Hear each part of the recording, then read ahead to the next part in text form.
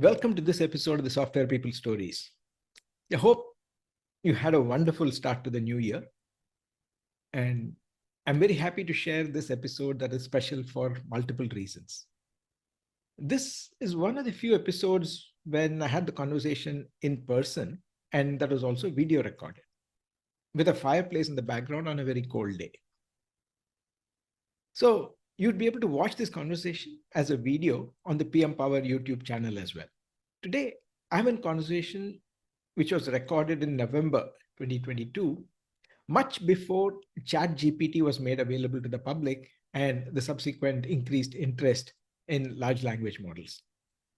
My guest today, Steven Aberle, is a founder of a company that is in stealth mode, working on domain-aware large language model-based processing for very niche applications.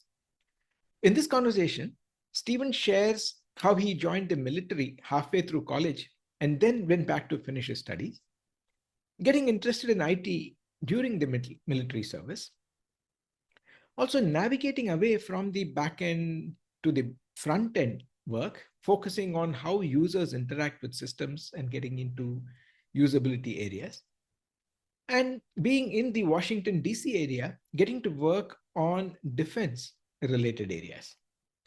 And while working on large defense proposals, the need to be technical, unique, and bring out the uniqueness of the proposed approach was something that he was naturally doing.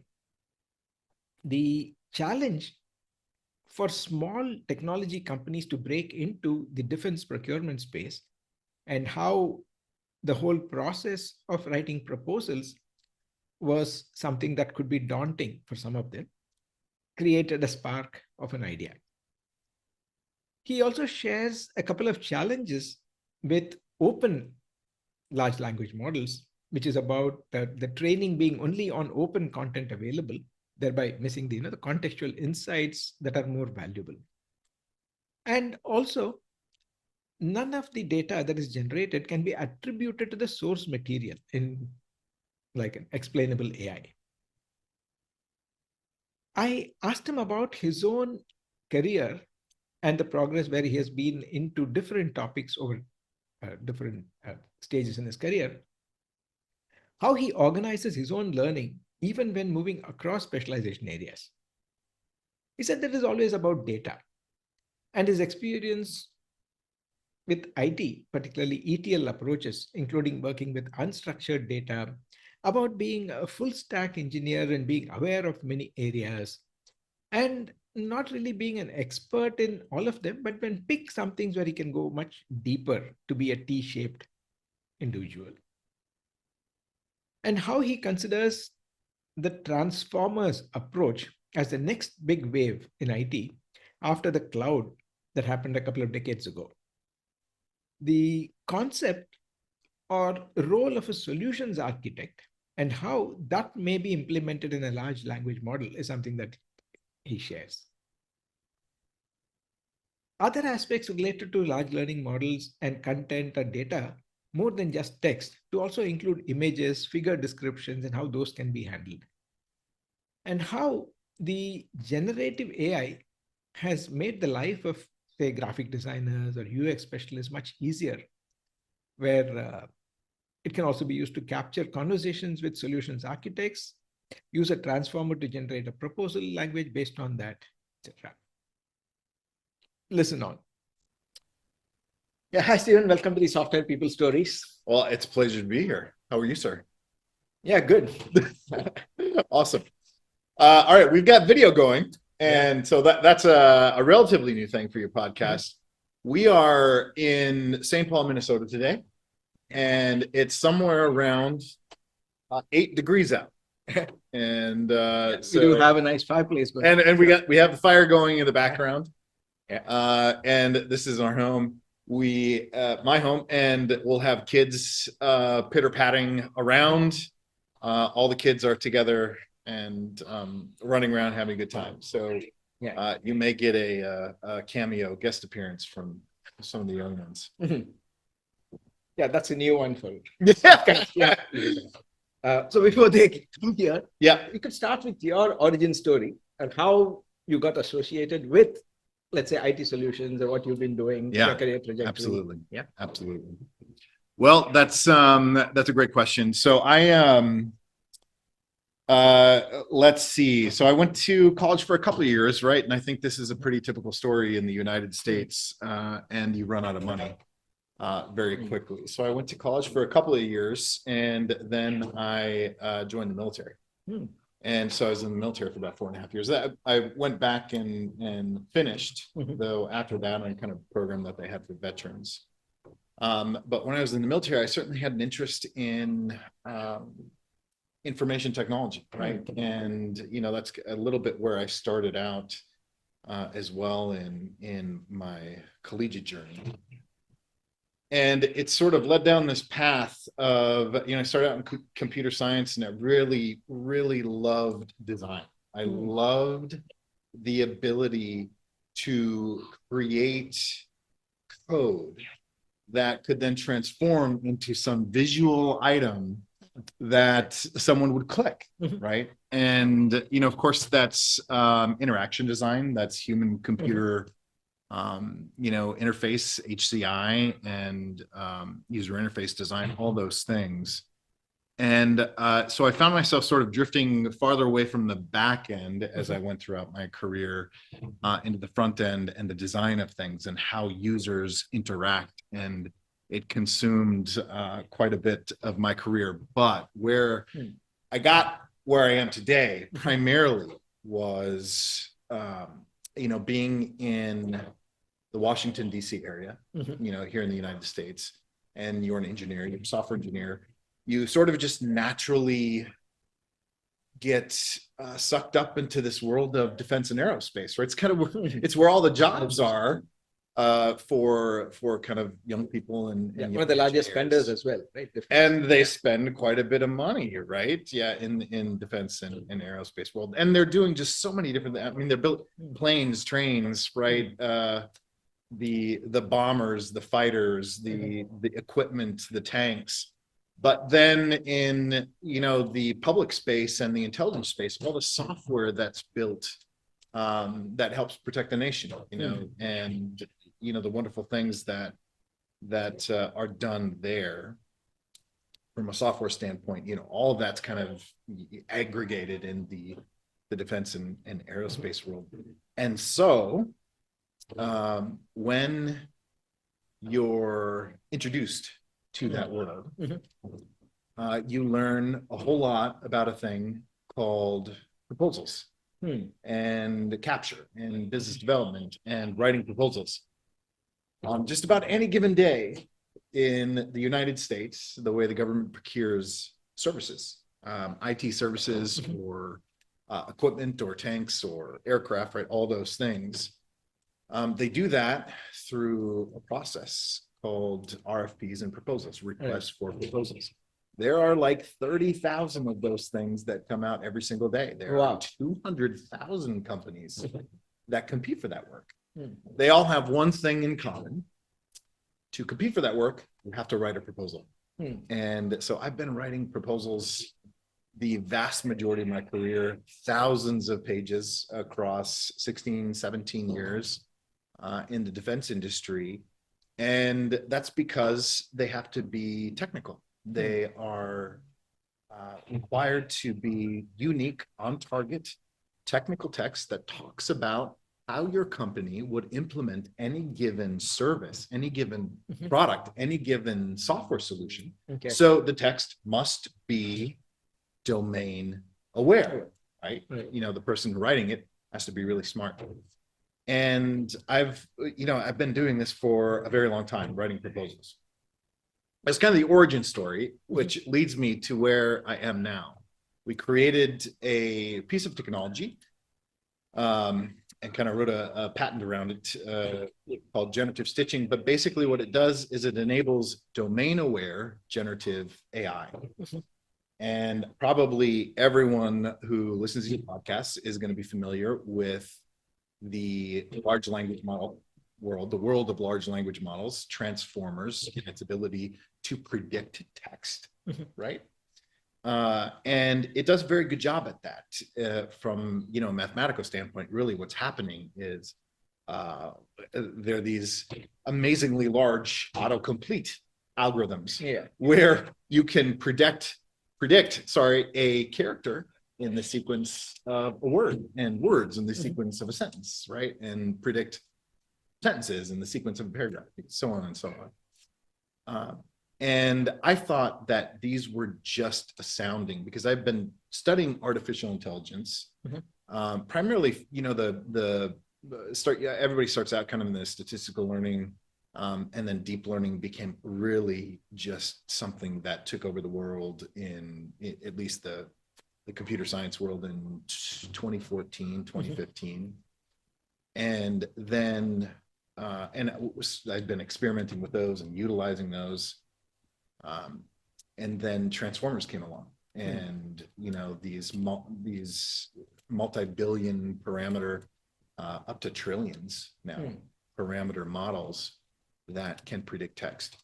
And so I wanted to harness the idea of large language models to solve a very difficult and brutal pain point that I had experienced across all those years, those 17 or 18 years. And that is simply the number of resources required to write a proposal is astounding. These proposals you have to write could be anywhere from 60 to 120 pages. It takes a team of 20 or 25 people to do it. It's almost impossible for young, small businesses who have great technology, they've created something new, to break into the world of defense. And it's part of what we call the valley of death, bridging the gap between technology companies and Department of Defense. And so I wanted to make that process more efficient. So again, we created a piece of technology that can look at domain-aware technology, domain-aware data, and feed it and influence large language models so it can understand a domain very, very well. The problem, there's a couple problems primarily with large language models, is number one, they're not domain aware. They're trained on pretty much the vast majority of text that's on the open internet. That means it's non-proprietary, it's open, it's not very smart, from a scientific standpoint. It's, the majority of the internet is marketing copy. So that's kind of what it can do. There's lots of systems and services that help you generate marketing copy. And I think that is neat when I first experimented with them, but that's where it stops. It's just neat. It doesn't know anything about me. It cannot do domain specific tasks. And that was a problem, a major problem for me, because I was trying to get it to write proposals. It cannot do so unless you find a way to feed thousands of pages of domain specific data and then influence the large language models. That's the first problem with large language models. The second problem is none of the data that is generated in a generative AI model can be specifically attributed to its source material, ground truth, just the way that the model works, right? You feed it just tons of data, it learns to sort of predict.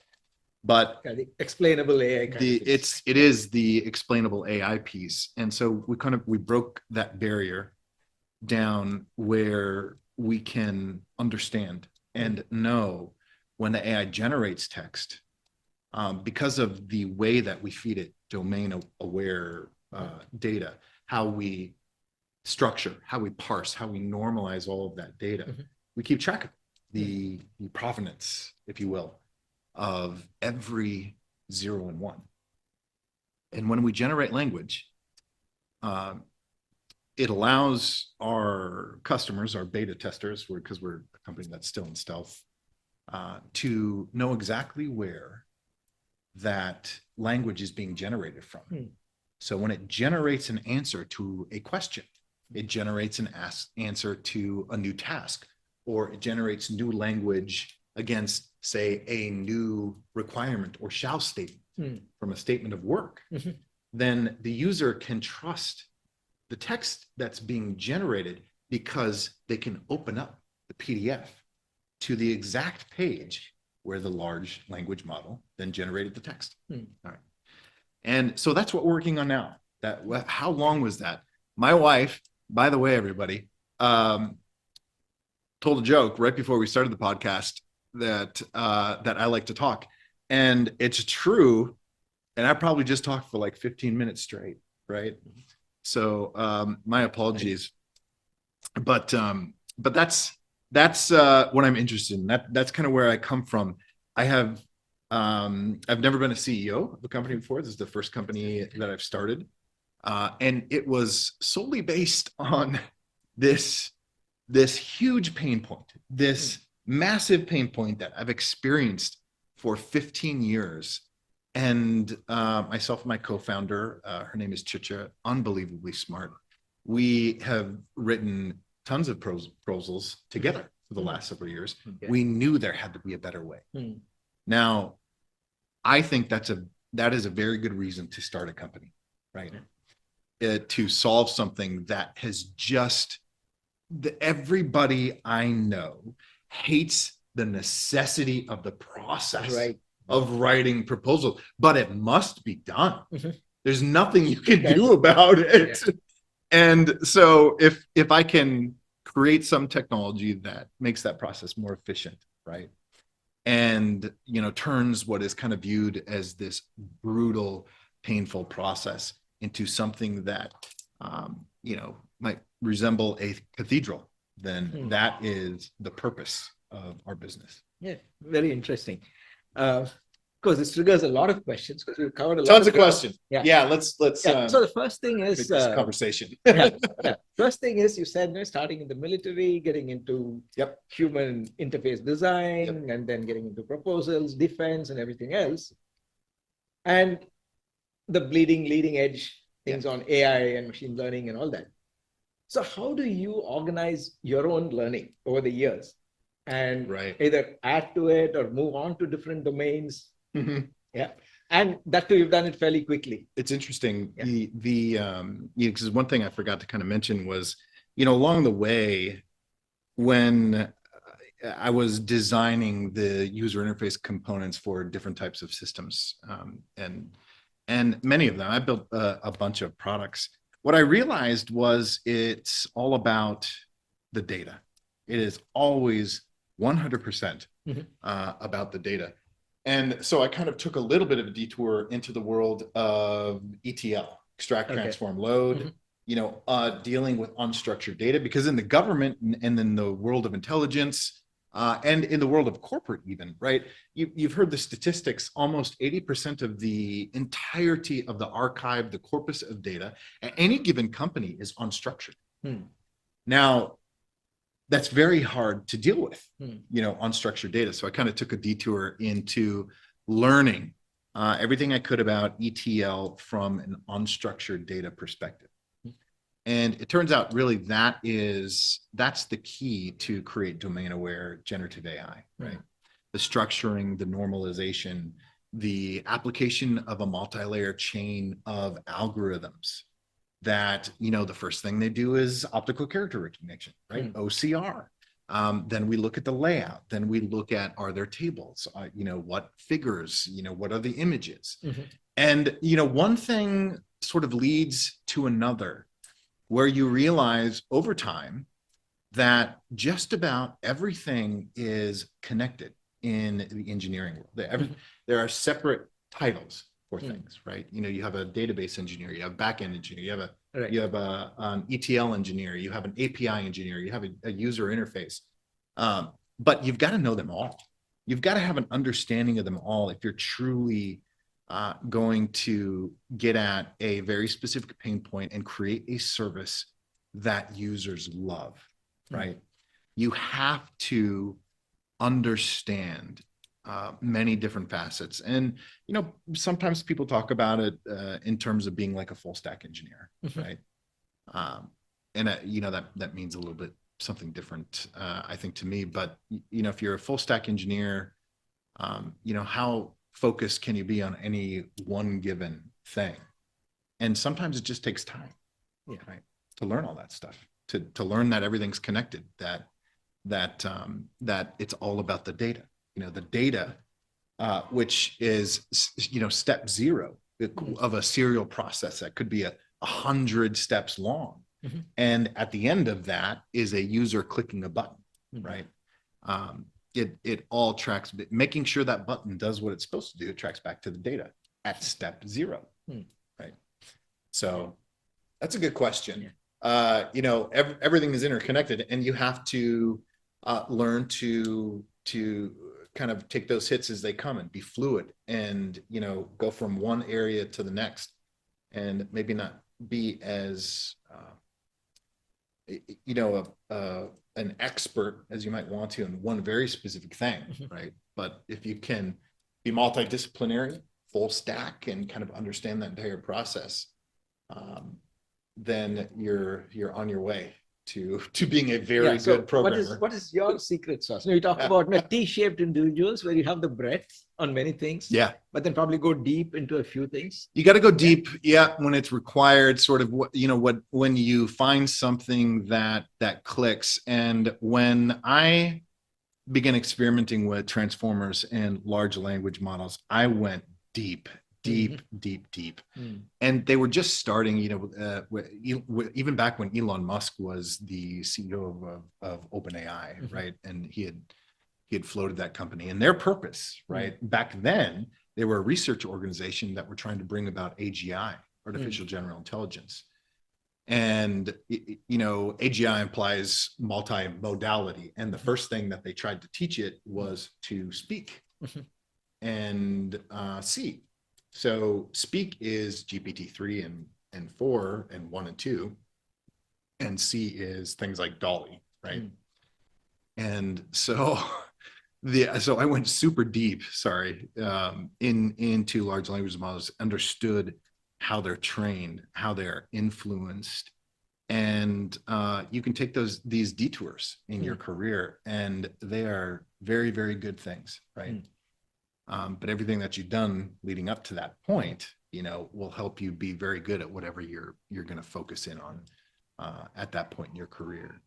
But for me, I was just so convinced that transformer. Here's what I say before we go into the next question. This is super important, I think, and I've told people this a lot, that every 25 years, a transformational, profound technology gets unleashed to the world of enterprise business.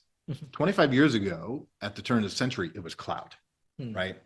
And even before AWS, with Rackspace, all the progenitors of that era, right? And of course, then Microsoft does Azure and AWS and GCP.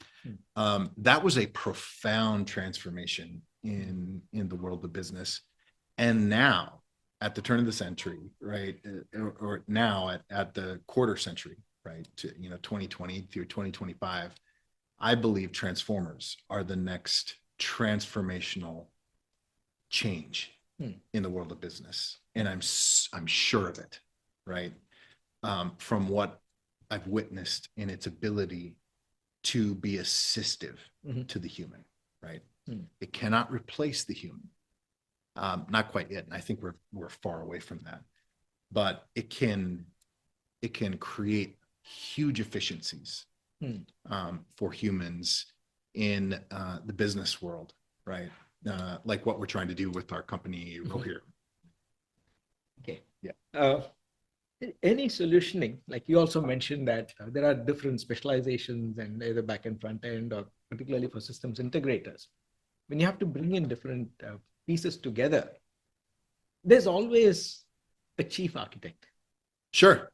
So when you do this through generative AI and you feed it in a lot of these things, because all the specializations are very different, it's also about how they all come together. Yep.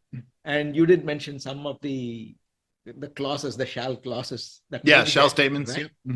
Yep. How do you, one, interpret that, create a point of view, and then generate your proposal? Yeah.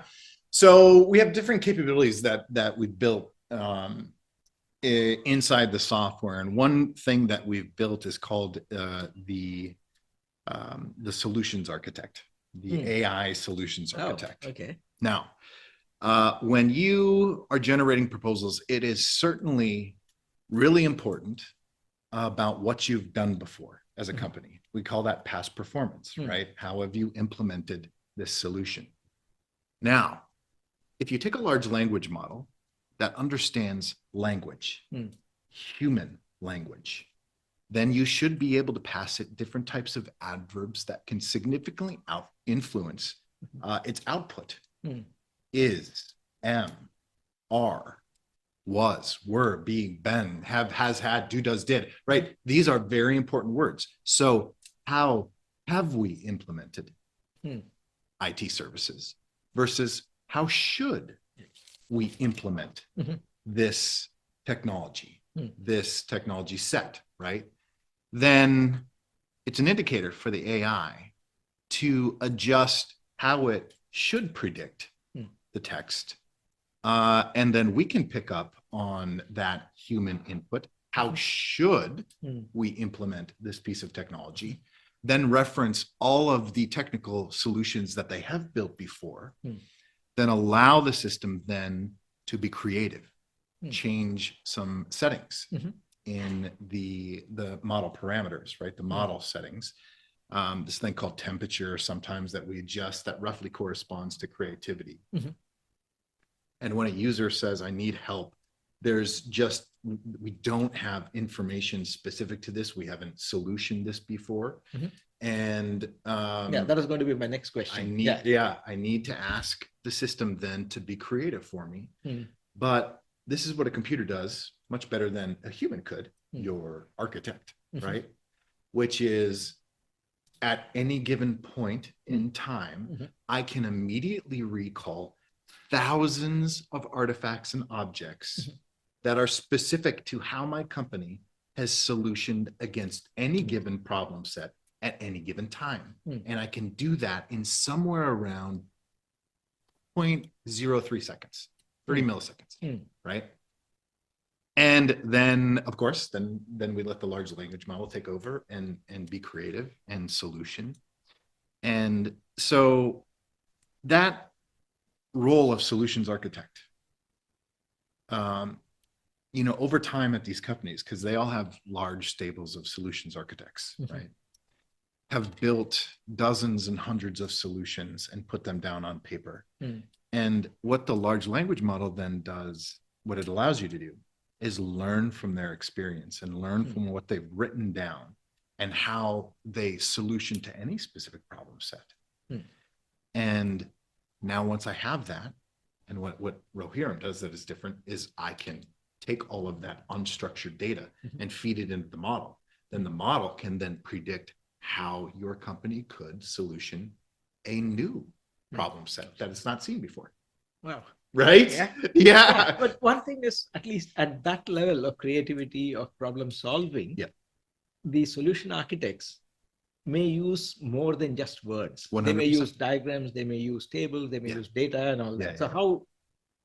So that's right. Now, of course, so large language models are very good at talking, right? So that's text, but then also the vision modality, sight. And when we ingest documents, we'll things like OpenCV and edge detection for images. So we'll crop images out. And also there's a figure description, right? In proposals. And that figure description describes what's in the image. Well, now that I've cropped out the image, why don't I OCR it, right? Okay, now let's take it a step further. What is this image related to? What paragraph heading is it related to? What's the text above and below it? Now we've got to what we call multimodality. So I know what an image is. I know the text around it. So I know the language. So if a solution architect is trying to generate an image, create an image, or even just find the most relevant images they've created before based on feeding it an image or a description, a textual description of what they're trying to build, right? What they're trying to create. Then we will find the most relevant images based on that textual description. Okay. Then we combine, and by the way, that's neural AI based search. That's vector search, right? Word embeddings in a vector space. Outperforms keyword search by a mile in just about every category. But then you look at then the transformer model, where then the user could say, I don't like this graphic. It doesn't cover what I needed to. Let me tell the language model, let me tell Dolly how I would like this image to change or be modified. And then the model modifies it according to your textual prompt. Is it good enough? Also capture why? Right. So certainly that's associated to the text. Yeah. Right. But then what happens is, again, because this is assistive, right? Then you've just cut out probably 3 or 4 hours of trying to find that data, modify that data, because that takes a graphics engineer, right? Explain what this graphic is about, because you've created language for that. And so, what used to take 6 hours now can take 3 minutes. Wow. Right. And then you get that description, that new graphic that, say, the language model created or Dolly created, back to the graphics designer. The graphics designer takes over. They appreciate it a whole lot more because they don't have to interview you for 3 hours about what you're trying to create. So that's interesting. Now there's one other thing I'd like to say is, solutions architects are sort of famous for, like, you get a computer science degree, you go through engineering school. It's about projects, really. There aren't a ton of papers that you write. You gotta learn to code. There are some papers, but a lot of them are much more comfortable talking about any given solution or demonstrating a solution. So when you give a solution architect a task of, listen, I have 10 shell statements or requirements, and can you write me 3 or 4 pages about how you would solution this? That is a very difficult task for them to do.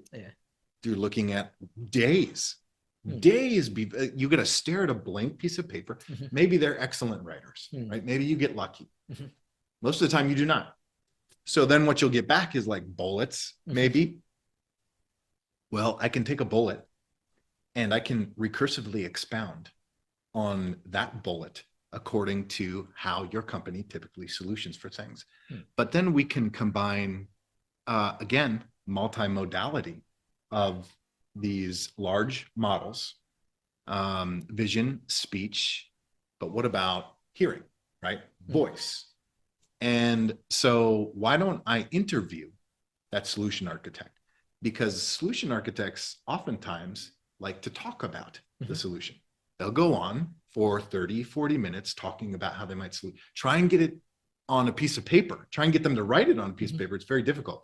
So let's just press the record button for 40 minutes while this solution architect talks about it, right? And then you press stop. Now you send that interview to the large language model. And because you know how the company writes their best proposals, right?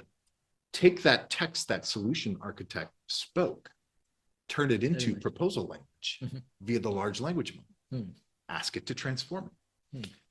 So again, the human never goes away. The human cannot go away. The solution architect can never go away. But these technologies can be assistive, 100%. Yeah, since this is domain-specific generative AI. Yes. Is there a possibility that, let's say, there are 3 vendors responding to an RFP? Right. Obviously, the domain is the same. Yeah. And if they're all using your engine, right, are there possibilities that they would all be strategically same or similar? That's a great question. And a lot of the customers ask the same question. His answer to that question, and a lot more, including some questions that he asked me related to startups, effectively making this as a reversal of roles where the guest became the host on the next episode. Don't miss that.